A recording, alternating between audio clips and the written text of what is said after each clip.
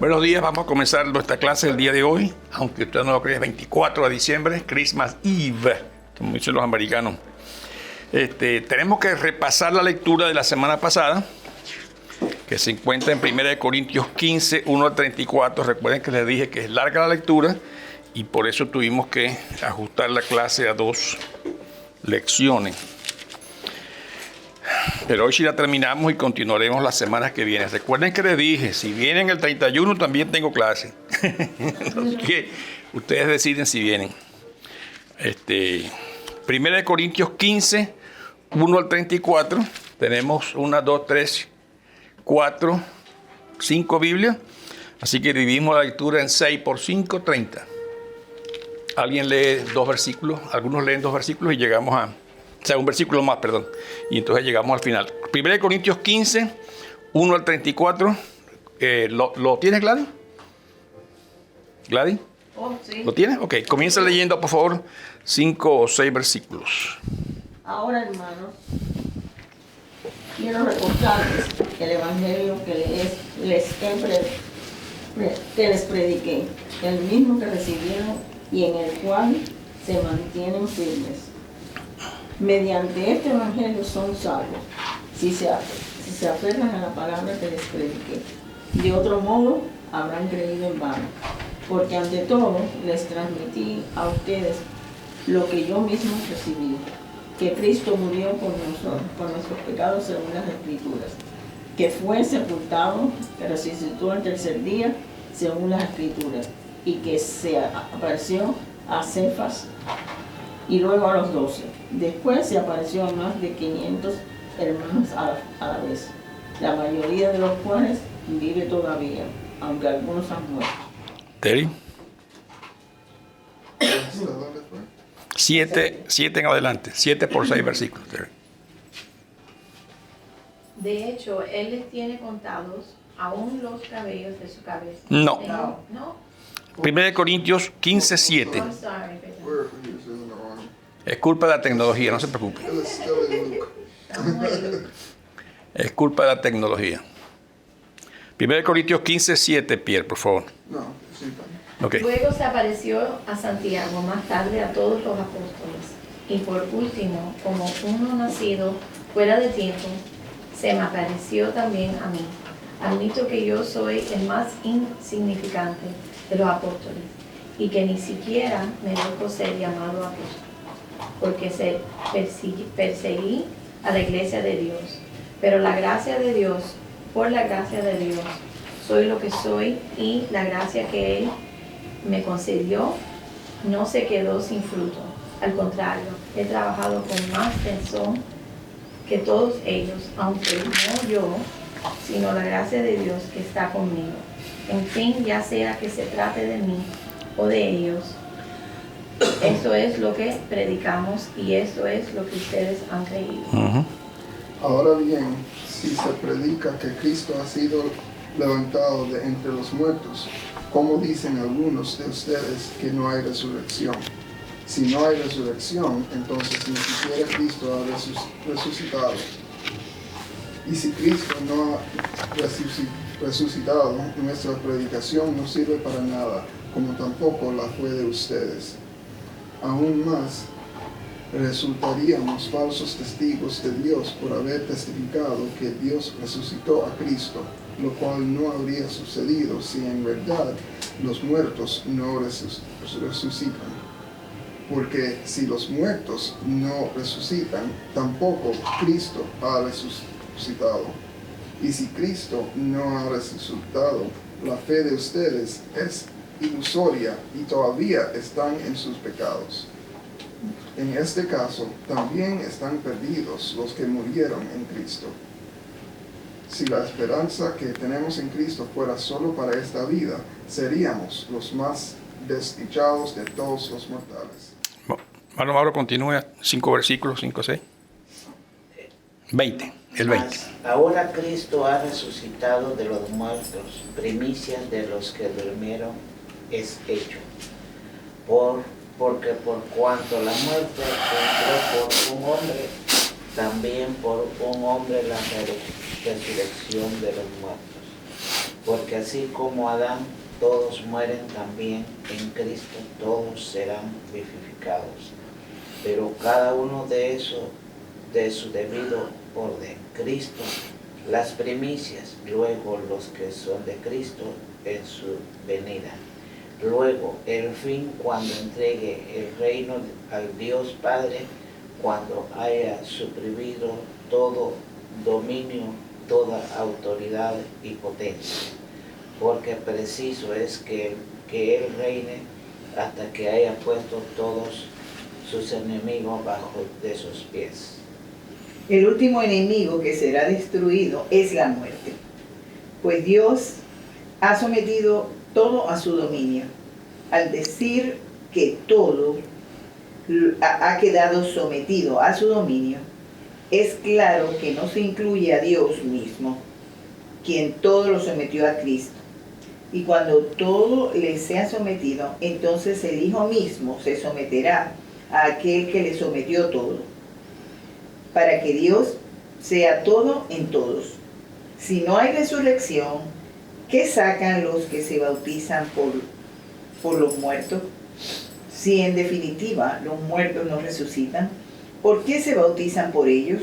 Y nosotros, ¿por qué nos exponemos al peligro a todas horas? Que cada día muero, hermanos, es tan cierto como el orgullo que siento por ustedes en Cristo Jesús, nuestro Señor. ¿Qué ha ganado? Hasta 34, sí. ¿Qué ha ganado si solo por motivos humanos en Éfeso luché contra las fieras? Si los muertos no resucitan, no se dejen engañar. Las malas compañías corrompen. ¿No tiene esas dos líneas ahí? Las buenas costumbres.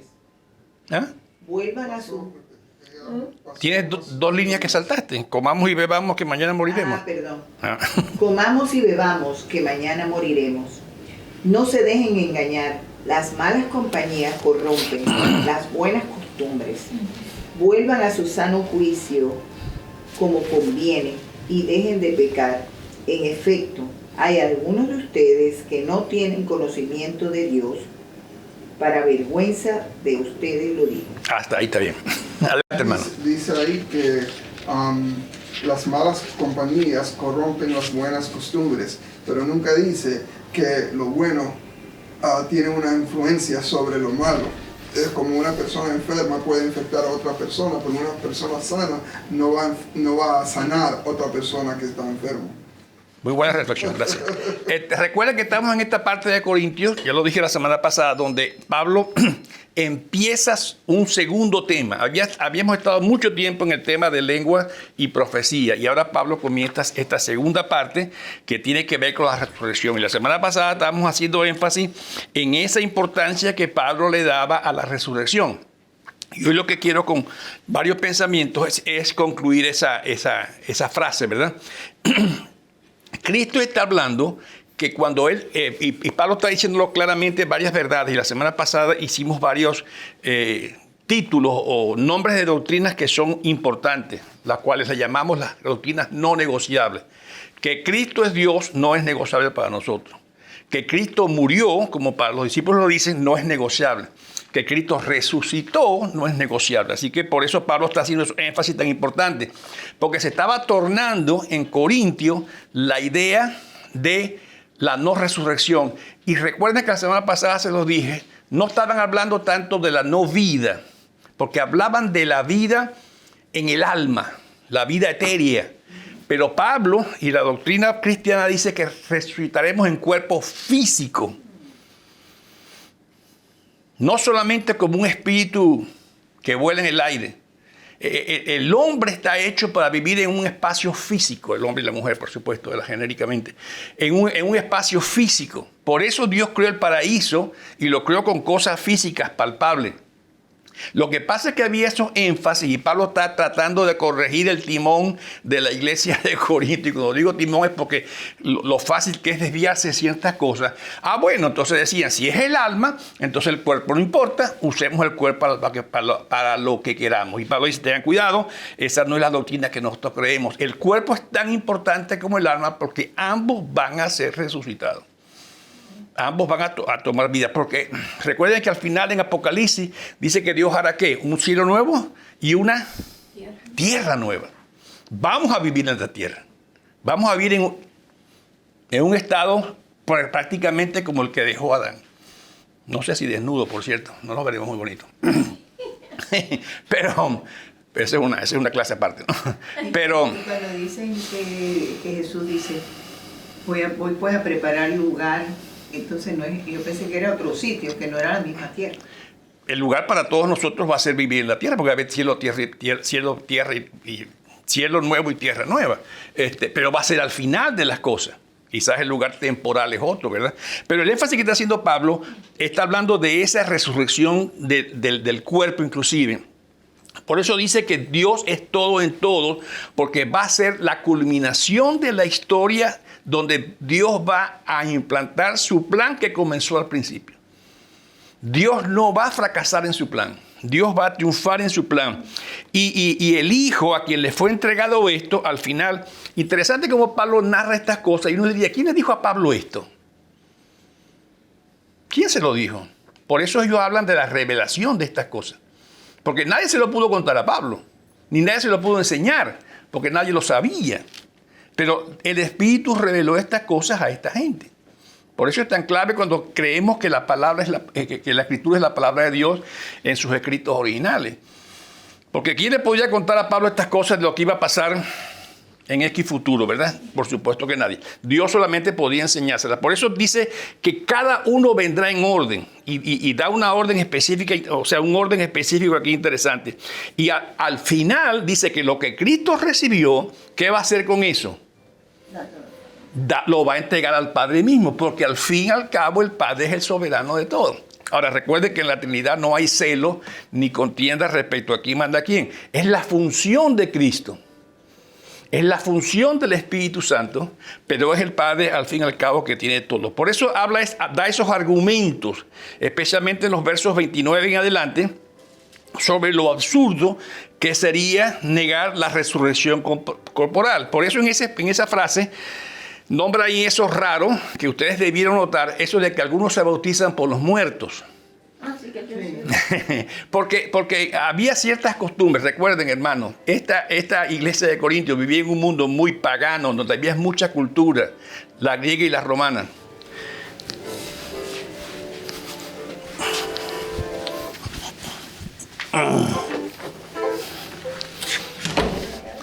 Y todo eso influía mucho. Es que está el televisor prendido y entra ruido. Había mucha influencia de diferentes doctrinas que llegaban a la iglesia y la gente pensaba gustarle. ¿Por qué le gusta la doctrina? Por lo mismo que le gusta a la gente de hoy las cosas falsas. Porque podemos empezar a moldear un poco el evangelio para que se acomode a mi gusto. Y hoy pasa mucho eso también.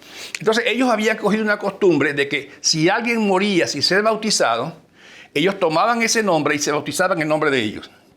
Ahora, Pablo no enseña esto. Aquí tampoco lo critica, pero dice, si lo hacen así tampoco sirve si no hubiera resurrección. Él está usando el tema para enfatizar o como un argumento de que sí hay resurrección. No está preocupado aquí por negar aquello en este momento. Por supuesto que sabemos que nadie puede ser bautizado por otro y mucho menos después que esté muerto. La Biblia dice claramente que después de la muerte no hay nada que hacer. Después de esto viene el juicio. Pero usa ese argumento.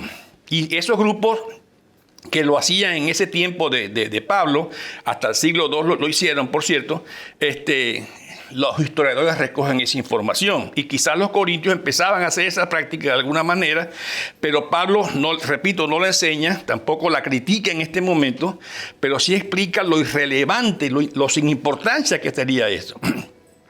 Pablo reconocía que a menos que hubiera resurrección del cuerpo, lo demás no importaba. Por eso dicen desde el 30 hasta el 32 ese énfasis, ¿verdad? ¿Para qué voy a seguir sufriendo si después de esta vida no hay nada? Es una de las cosas complicadas que hoy pasa con lo que llamamos la eutanasia, ¿verdad? Que la gente cree que al llegar ahí se acaba todo. Y no es lo que enseña la Biblia. Por eso dice, bueno, si estoy enfermo, si voy a morir en X tiempo, ¿por qué no lo adelanto? Y así termino mi vida cuando yo quiera. Yo diría que, yo no sé si ustedes escucharon la historia de este famoso escritor Vargas Llosa, fue, ¿no? Que se aplicó la eutanasia en España. Yo escuchaba por radio a su hija hablar, cómo él escribió todo, hizo todo, creyendo que ahí terminaba todo. Lamentablemente, se darán cuenta en una milésima de segundo después de muerto que no terminó todo ahí, que hay una vida después de esto, ¿verdad? Por eso él dice, ¿para qué voy a sufrir? O sea, cualquier cosa es válida.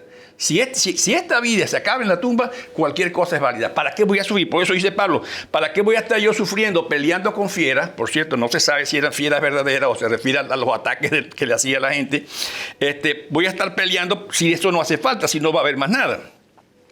Y él lo dice, lo compara como pelear con fieras, ¿verdad? Si es una posición de ese estilo, ¿para qué aguantar cárcel? ¿Para qué aguantar golpiza? Si no hay vida, ¿por qué no la disfruto? Si no hay vida después de la muerte, disfrutemos esto que nos queda, ¿verdad? ¿Cuántos años? No sé cuántos, ¿verdad? Pero a cada quien le tocará. Pero Pablo rechazó completamente esa lógica porque dice, Cristo sí resucitó de entre los muertos. Y pone ese énfasis diciendo, para darnos a entender, y yo creo que esto es una cosa que nosotros mientras estemos en esta carne va a ser difícil de entender, que lo material o lo físico no es lo importante. Por eso dice la palabra claramente, ¿de qué le vale al hombre ganar al mundo y perder su alma? Porque ganar al mundo, ¿cuánto dura? 80 años, ojalá, no sabemos. Pero el alma, ¿qué es? Eterna. Por eso la Biblia es muy clara en esta. Por eso Pablo hace ese énfasis. Lo importante, y yo diría que es una cosa, repito, que no entendemos mucho. Porque a todos nos gusta y nos duele y cuidamos nuestro cuerpo físico. Algunos no lo cuidamos mucho, pero tenemos que hacerlo más. Y Pablo hace ese énfasis para aclarar que la inmortalidad es lo que debe prevalecer entre nosotros. Y por eso también lo enseña en otra parte. Teman no al que destruye el cuerpo, teman al que puede destruir el alma y mandarla para el infierno. Por eso él les dice, bajo esta premisa, entiendan y arrepiéntase de lo que están haciendo. Recuerden que estas cosas están pasando y recuerden que estas cosas son importantes. Por eso la resurrección se convierte para nosotros en esa piedra importante, y los discípulos lo aclararon mucho, en esa piedra importante, en ese centro de la fe cristiana. Por eso dice Pablo, si Cristo no resucitó, vana es nuestra fe, seremos dignos de conmiseración, dice, o de lástima, si Cristo no resucitó. Por eso ese capítulo 15 que estamos leyendo, donde habla de esa muerte y resurrección, lo pone como separado. Cristo muere, pero enseguida dice también resucita, porque es lo que nos da a nosotros la trascendencia eterna. Y os repito, mientras estemos de este lado de la vida, es difícil ver aquello. Pero qué interesante que es una realidad tan real, tan palpable como esta, ¿verdad? Tan palpable como esta. No es una cosa que está fuera de nuestro entendimiento, porque tenemos mentes carnales todavía muy, muy apegadas a esto. Y Pablo por eso les está tratando de meter en la cabeza quizás que la crucifixión nos da la esperanza de que en esta vida, aunque pase lo que pase, será corto comparado con aquello que vamos a vivir.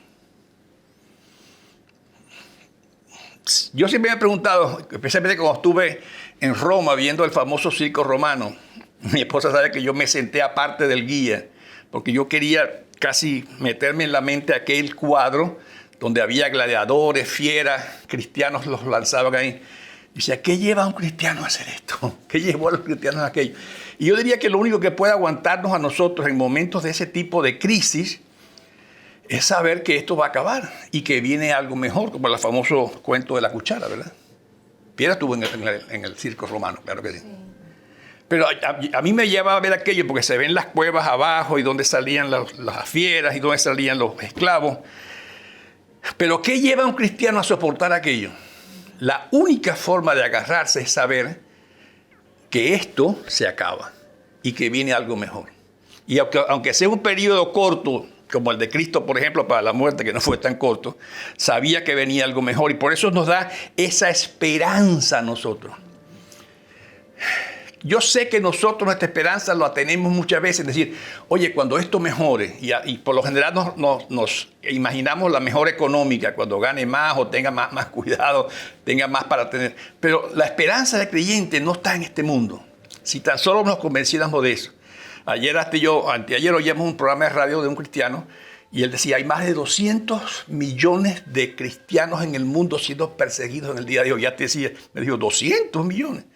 Lo que pasa es que a veces estamos un poco ciegos o tapados de la mente, pero sí, en países árabes, en países de otras culturas. Y yo diría que aún en nuestros países, ¿verdad? Aún en los Estados Unidos, a veces el cristiano es perseguido por sus propias creencias.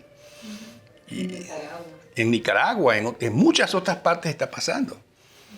Ahora, ¿qué pasa? Que nuestra esperanza, si está aquí en la tierra, somos desgraciados, pero este tipo de enseñanza le da al creyente la esperanza futura, más allá.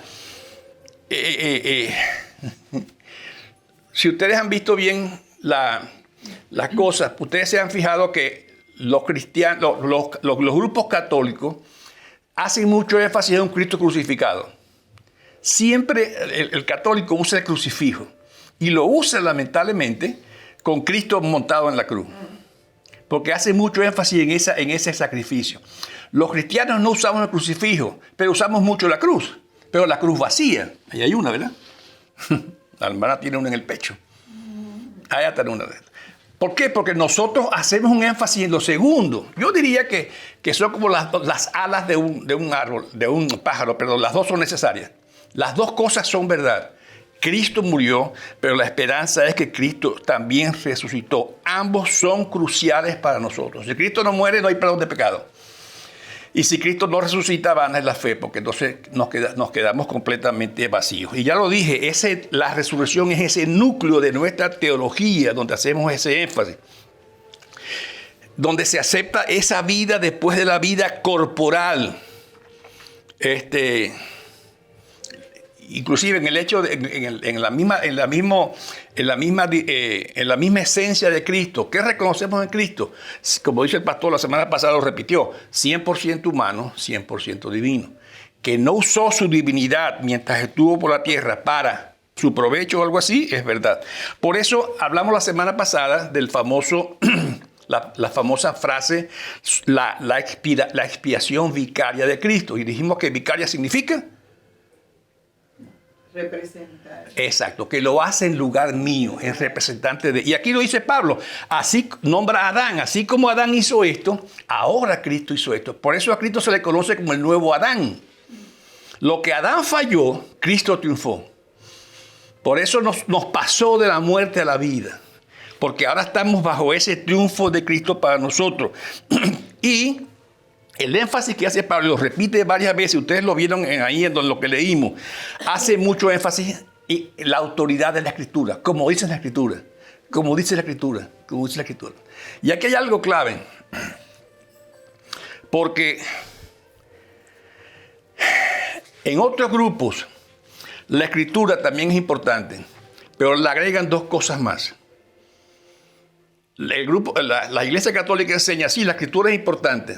¿Alguien sabe qué más le agrega? Pero también es la tradición. Le agrega una más. Es como tradición. Sí, la tradición. Ellos le agregan lo que llaman la iglesia. La iglesia tiene decisión de dirigir esto también. Además de la Escritura, le agrega la tradición, Tiene un nombre que no recuerdo ahorita, se me borró de la cabeza. Pero es como que la iglesia tiene capacidad de decidir. Por eso ellos dicen que el Papa en cuestiones de doctrina es infalible, porque lo que él dice es correcto completamente. Por eso a la escritura le agregan dos cosas más. Pero Pablo no, Pablo dice como dice la escritura. Como dice. Cuando dicen eso, como... El magistrado, perdón, me acordé. Ellos lo llaman el magisterio.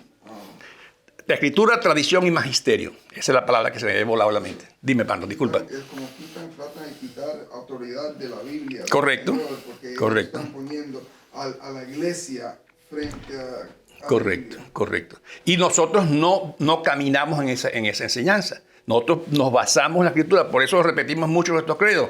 Creemos en la doctrina, en la inerrancia de la Biblia en sus escritos originales. Por eso son para nosotros cosas no negociables. Nosotros no creemos en la escritura y la tradición, o en la escritura y el magisterio. No, creemos en la escritura básicamente. Y si no está en la escritura, sencillamente tenemos dificultad para aceptarlo, porque es la autoridad. Por eso creemos que toda esta autoridad apunta a Cristo. Y en ese principio donde Pablo repite ese credo de los apóstoles, del 3 en adelante, creemos que Cristo murió por nuestros pecados, era lo que repetían mucho los apóstoles en aquel tiempo y la iglesia en general, como para verificar cada vez que se reunían lo que ellos creían y lo que estaban resolviendo, ¿verdad? Que fue sepultado, que fue muerto, que resucitó al tercer día. No, recuerden que aquella época se regó que el cuerpo había sido robado. Los discípulos no iban a dar su vida por un cuerpo robado. Que las mujeres se equivocaron de tumba, tampoco es posible. Cristo fue visto, lo dice Pablo ahí. No una visión, porque además de ser visto, comió, lo tocaron, participó con ellos en algunas cosas. Por eso Pablo hace ese énfasis tan claro. Ahora, recuerden una cosa, lo dije la semana pasada, Pablo no estuvo en ese proceso. No estuvo en ese proceso, pero él está verificando todo esto para justificar la aparición que Cristo tuvo para él. Recuerden, Pablo fue muy criticado por esto y fue hasta muchas veces negada su autoridad. Hace un énfasis especial en todo eso. Y el mayor énfasis que hace, y esto lo dejo para la reflexión nuestra, por cierto, es el resultado de esto. Déjame mirar dónde están los versos que él dice, ¿verdad? Correcto. En el versículo 10, en el 9 dice, admito que yo soy el más insignificante de los apóstoles, que ni siquiera merezco ser llamado apóstol porque perseguía a la iglesia. Pero por la gracia de Dios soy lo que soy. Pablo entiende que la inclusión de él en todo este proceso hermoso es producto de la gracia. Igual que nosotros. Ahora, interesantísimo, Pierre, que juntamente con la gracia, Pablo enseguida dice, y la gracia que él me concedió no quedó sin fruto, o no fue infructuosa. Al contrario, he trabajado con más tesón que todos ellos, porque aunque no yo, sino la gracia de Dios está conmigo. ¿Qué es lo que dice Pablo? La gracia que yo recibí no me hizo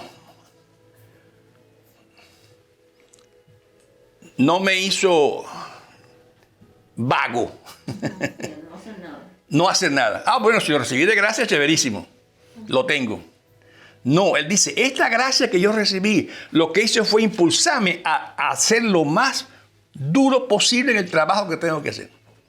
Y eso por qué él había perseguido a la iglesia.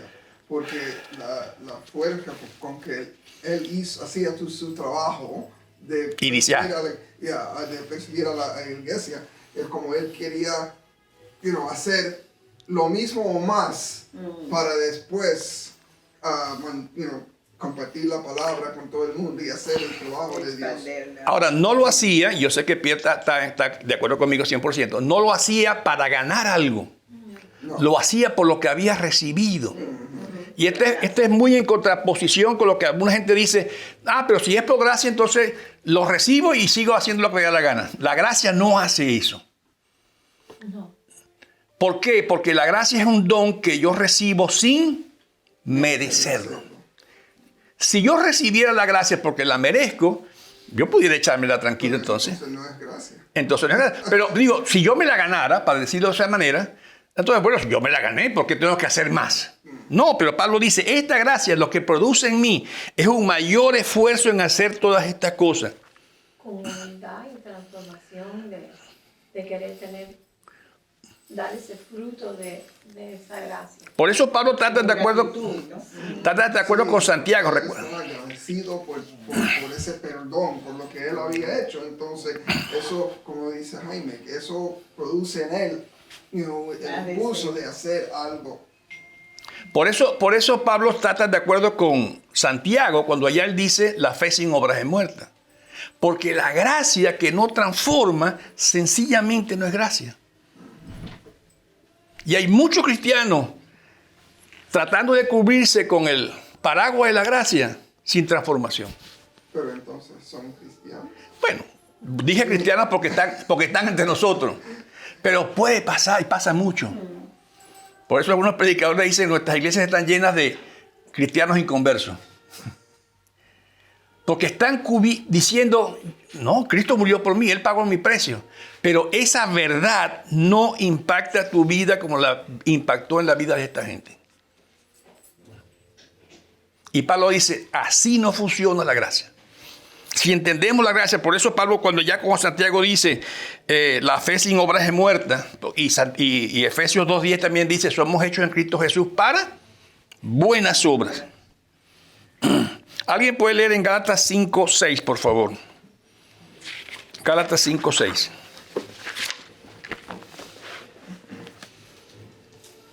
En Cristo Jesús de nada sirve estar o no estar circuncidados. Lo que vale es la fe que actúa mediante el amor. Qué interesante, ¿verdad? La fe que actúa ¿cómo? Amor. Mediante el amor. Porque la ¿Cisión? eso es un símbolo nada más, no es algo que tú estás haciendo realmente. Entonces, si la circuncisión es un símbolo, si el bautismo en agua es un símbolo, si el cantar en la iglesia es un símbolo, si el participar en la iglesia es un símbolo, ¿qué es lo que realmente vale según el versículo? La fe que actúa Con el amor. con el amor. Porque yo puedo hacer todas esas cosas y realmente no tengo el corazón, no tengo la fe, no estoy haciendo obras por gusto. Ok, pero no me las unas todavía, Pierre. Yo puedo decir yo tengo fe, pero Pablo no quiere que tú demuestres tu fe cantando, ni estudiando, ni viniendo los domingos a la iglesia. ¿Cómo quiere que muestres tu fe? Honrando a Dios. A través del amor. Amando a Dios y amando al hombre, ¿verdad? Amando, es la manifestación lógica de la fe. Porque así yo recibí por amor y la vida, por eso la misericordia en Pablo, la gracia en Pablo, produce en él un esfuerzo diligente, un esfuerzo doble. Mucho más, dice él, mucho más que todos los demás. ¿Por qué? Porque recibo algo que no merecí. Por eso él dice, trae esta realidad de la resurrección, nos trae a esa esperanza que narra él ahí en los versos finales del 20 al 28. Esta vida no es el fin de todo. Yo sé que la cuidamos. Yo sé que la cuidamos. Y debemos cuidarla más, por cierto. Yo sé que la cuidamos, pero la vida, la realidad nuestra como cristianos y como al humano, no termina con la muerte. Dice que hay una inmortalidad y claramente Pablo dice no solo del alma, sino también del cuerpo. Y se usa mucho en esos círculos aún la palabra dormir, ¿verdad? Ahora, Pablo habla mucho de transiciones, de tiempo. Y aunque aquí no le pone fecha a los tiempos, él da una narración de cómo van las cosas. Por eso dice, lo último será vencer la muerte. Porque ya será el final donde Cristo termina todo. No está hablando de un universalismo. Dice, todos los que creen en Cristo van a resucitar. Algunos dicen, pero al fin y al cabo, todos van a resucitar. Y sí es cierto. Pero uno va a resucitar ¿para qué? Correcto. Unos resucitarán para salvación y otros para condenación. Y la condenación es tan condenación que la Biblia la llama muerte, separación de Dios eternamente. Y hay cientos de capítulos en la Biblia que nos narran de todo esto. Por eso hace énfasis en esa serie de acontecimientos. Miren el verso 23. Pero cada uno en su debido orden. Está hablando de los acontecimientos, ¿verdad? 22, por sí. Así como Adán, todos mueren, también en Cristo todos volverán a vivir. Ahora, ese todo es a aquellos que creen. Pero cada uno a su debido orden. Cristo las primicias, el primer resucitado. Después, cuando Él venga, los que pertenecen a Él. Entonces vendrá el fin, cuando Él entrega el reino de Dios a Dios el Padre, luego de destruir todo dominio, autoridad y poder. Porque es necesario que Cristo reine hasta poner a todos sus enemigos debajo de sus pies. El último enemigo que será destruido es la muerte. Interesante que Pablo da esa narrativa. Cómo Cristo empezó algo que va a terminar con el triunfo de Cristo total. Uno podría decir, si es cierto, pero Cristo triunfó en la cruz, sí triunfó en la cruz. Triunfó en la resurrección, sí triunfó en la resurrección. Pero Pablo dice, todavía queda un periodo de tiempo donde esto va a llegar a un final magnífico, grande, explosivo. Por eso dije la semana pasada, nuestro final de la historia no es un holocausto nuclear. Aunque hay peligro todos los días de eso. No es una hambruna total, no es una epidemia de COVID total donde todos morimos. Nuestro final de la historia es la gloria de Dios y la gloria de Cristo. Esa es la esperanza. Aunque en la realidad veamos a gobiernos y guerras y bombas y Gaza y tantas cosas que vemos hoy en día. Pero nuestra realidad no es esa. Lo que Pablo está viendo con sus ojos espirituales es que al fin y al cabo Dios va a triunfar sobre todas estas cosas. Y el plan de Dios se va a cumplir sin faltar una coma. Por eso los primeros cristianos podían tener esa esperanza y vivir en ella. Por eso Pablo se esforzaba. Y yo sé que es difícil para nosotros en el siglo XXI sentarnos sobre nuestras cosas materiales y decir esto no vale nada. Porque al fin y al cabo nadie se va a llevar nada a la tumba. Nadie le mete en oro a la tumba, aunque se lo mete y después se lo roban, como pasa en muchas ocasiones. Pero esperamos algo mejor. Esperamos tiempos difíciles, por supuesto que sí. Y por eso los primeros cristianos entendían que la muerte física no es la peor amenaza que le podían hacer. Yo no sé si hoy lo entendemos todavía eso nosotros. La muerte física no es la peor amenaza. La peor amenaza es la muerte espiritual. Y el peor castigo es la muerte espiritual. Por eso la muerte física no es nuestro final. A los que morimos en Cristo, por supuesto. Cuidado, y estoy hablando de las cosas materiales. Recuerden que Dios creó al mundo y lo creó de dos maneras. Lo creó espiritual y lo creó también material. ¿Y qué dijo Dios cuando creó al mundo? Cuando creó el agua y los peces y el mar y todo, ¿qué iba diciendo? Que todo era bueno. Él no dijo estos peces y estos mares y estos animales. No, él dijo todo esto es bueno porque no era malo. Por eso lo material, y usted puede leer en Génesis las veces que repitió esas 7 veces, era bueno, era bueno, era bueno. Porque los seres humanos fuimos creados para vivir dentro de ese bueno que tiene Dios para nosotros.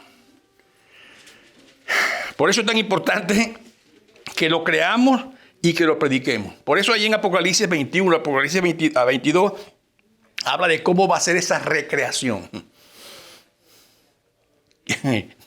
No lo podemos entender, pero dice que va a haber una tierra nueva. Dice que todo va a ser quemado y vuelto a ser. Dios mío, ¿de qué estamos hablando? No sé, porque si yo lo supiera fuera Dios. Y no he llegado a ese nivel todavía. Ni voy a llegar, por cierto. Pero Dios lo va a hacer, Dios lo dice. Y como se ha cumplido cada paso del proceso que Él dijo que se iba a cumplir, Dios va a cumplir también el propósito con la creación que Él mismo creó, valga la redundancia, lo va a cumplir hasta el día de hoy. Hablarle este tipo de cosas a la gente que no cree en el Señor ahorita son casi para ellos locura. Y no hay vacuna contra eso, ¿verdad? Que se lo podamos meter. Lo que la gente dice, no, con la muerte es tu última existencia y ahí se acabó todo. De ahí no hay absolutamente nada. Por eso algunos hacen énfasis en lo que hablamos de la eutanasia, ¿verdad? Pero los discípulos podían caminar, aún en esos momentos tan difíciles, que ni tú ni yo no nos imaginamos lo que sería enfrentar las situaciones que ellos enfrentaban. con seguridad y con calma, porque había esa esperanza más allá. Por eso los discípulos, los amigos de Daniel le dijeron así a Nabucodonosor: Dios puede salvarme de ese horno, pero si no me salva, igualmente vamos igual, porque yo estoy más allá del horno. El horno es como una puerta que me lleva a ese más allá, y hoy vivimos en ese entorno, ¿verdad? Ayer, por cierto, hasta yo oíamos a César Vidal hablar en la radio sobre los primeros discípulos, cuando en el ambiente cultural, político y de guerra que cuando nació Cristo. Cristo nació en un tiempo excesivamente violento. ¿Ustedes se imaginan un gobernante que pueda matar a los niños de un sector de 2 años y no pasa nada? Hoy sería la atrocidad del mundo, ¿verdad? Pero en ese ambiente nació Cristo, y en ese ambiente predicó Cristo, y en ese ambiente crecieron sus discípulos. Los gobernantes romanos, ninguno era santo. Había uno... Ni bueno. Había uno de ellos que ya había pasado la etapa de gustar de las mujeres, había pasado la etapa de gustar de los hombres, y ahora lo que tenía era un harén de niños. ¿Quién se imagina aquello? Y eran los gobernantes. Y no le importaba mandarle a cortar la cabeza a Juan el Bautista porque le había dicho que vivía con la mujer equivocada. Y se la cortaba y lo traían en un plato a la fiesta. No sé si hoy trae muchos platos de cabeza para la fiesta de la gente esta, ¿verdad? Pero todas estas cosas se dieron en ese ambiente tan duro, tan difícil. Yo creo que si hoy alguien llega a amenazarnos, si llamamos a la policía, antes que empiece a sacar el arma, si llamamos a la policía va a llegar en 4 o 5 minutos y nos va a proteger de esa que me está amenazando. Pero a ellos los amenazaba la policía del régimen en aquel tiempo, ¿verdad? Así que esas son las cosas que ellos vivieron, pero esa seguridad los mantuvo dentro de ese marco de esperanza. ¿Me vas a quitar la vida? Lo que va a abrirme la puerta. Yo no lo entiendo. No puedo decir que yo lo acepto. Y mucho menos con mi esposa, con mis hijos, con mis nietos. Pero los cristianos vivieron con esa esperanza. Y lo superaron, se adaptaron, crecieron en ella. Y fue tan seguro lo que ellos tenían de esa muerte y resurrección de Cristo que cambiaron muchas cosas en su vida. La ley decía que debían reunirse el sábado. Era una cosa que estaba escrita 6,000 años antes de ellos. Imagínate, se la dieron a Moisés. Pero ellos dijeron, hay algo más importante ahora que el sábado. Era el mandamiento dado por Moisés, ¿verdad? Lo cambiaron para el primer día de la semana, recordando que ese primer día había sido la resurrección de Cristo. Y yo diría, hermanos, que hoy en día, si vemos otros grupos religiosos, no del grupo cristiano, por llamar así a todo el grupo judeo-cristiano, aunque los judíos no creen en Cristo, por supuesto, los que creen en Mahoma saben dónde está la tumba de Mahoma y van allá a adorarlo, o a José Smith de los santos de los últimos días, ¿verdad? Pero recordemos, la tumba de Cristo estaba vacía, porque Pablo lo dice muchas veces, sin resurrección no hay cristianismo. Conocemos a ese Cristo resucitado. Y ahora, la aparición cuando Pablo defiende la aparición de Cristo para él, lo defiende como la base de lo que él está haciendo. A ninguno de nosotros se nos ha parecido a Cristo, pero todos nosotros hemos conocido a Cristo. Tenemos esa experiencia también en nuestra vida. Por eso, la vida cristiana no es una vida de malo a bueno. Es una esperanza que nos catapulta aún más allá de la muerte física. ¿Podemos sufrir en este mundo físico? Sí. Pero la esperanza está más allá. ¿Alguien puede leer en 2 Corintios 4, 17 y 18, por favor? Ya estamos terminando.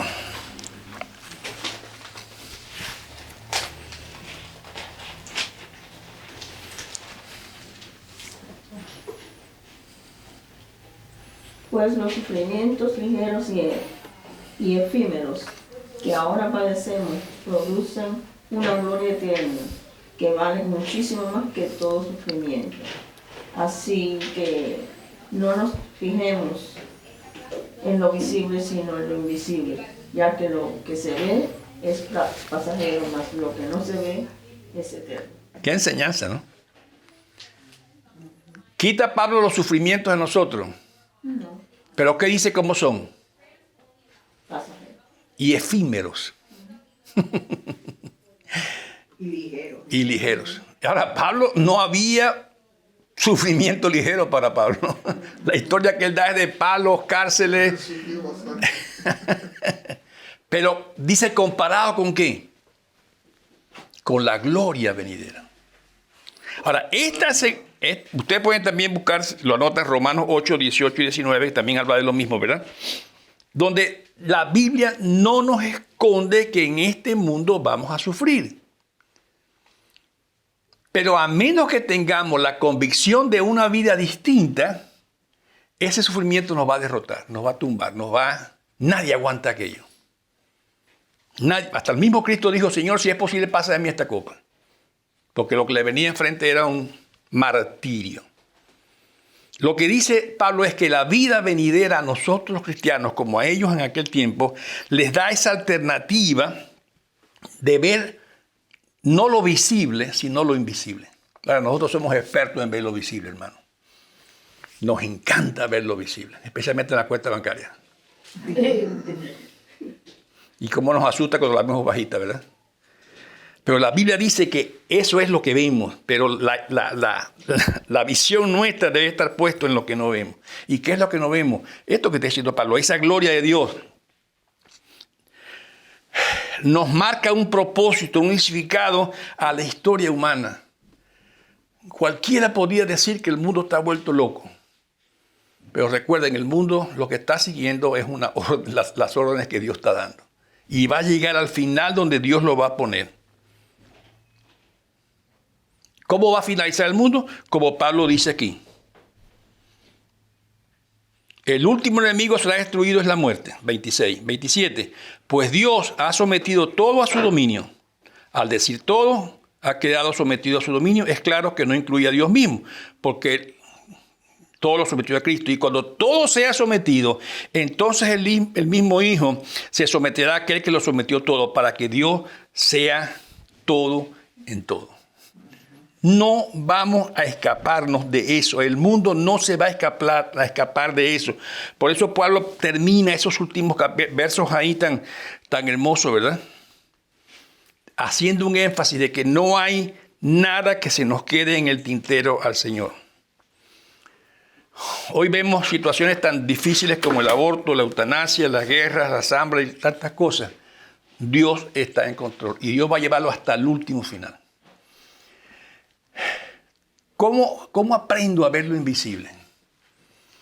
La palabra de Dios nos lo muestra, ¿verdad? Con la fe. La fe es lo único que nos puede mantener. Y vendrán momentos en este mundo donde solo podemos agarrarnos de la fe. Yo sé que vivimos en un país tan privilegiado como los Estados Unidos. Yo diría privilegiado en cierto sentido porque como que nos duerme a ciertas cosas, ¿verdad? Nos da tanto que nos duerme y no nos deja ver. Pero debemos aprender aún a ver a pesar de ver lo invisible, a pesar de la abundancia de este país. ¿Amén? Amén. ¿Alguna pregunta, duda, explicación extra que quiera usted dar?